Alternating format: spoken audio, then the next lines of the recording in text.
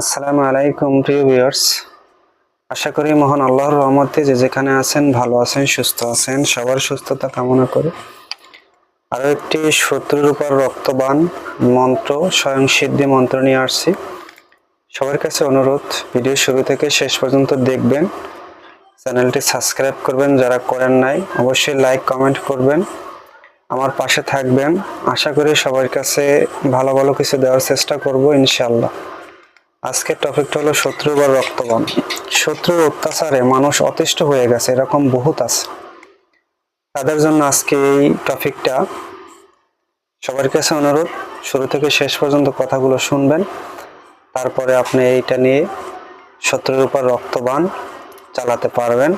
অবশ্যই আমার কাছ থেকে অনুমতি নেবেন। নিয়মটা হলো, অমাবস্যা তিথি চলাকালীন আপনি কালো কাপড় পরিধান করে দক্ষিণ দিকে মুখ করে নিজের শরীরটা ভালো করে বন্ধন করে দক্ষিণ দিকে মুখ করে একটি কলা গাছের ছবি আঁকবেন। সেই ছবিতে প্রাণ প্রতিষ্ঠা করবেন, করে এই মাত্র 3/21 বার পরে ছবিতে ফু দিবেন।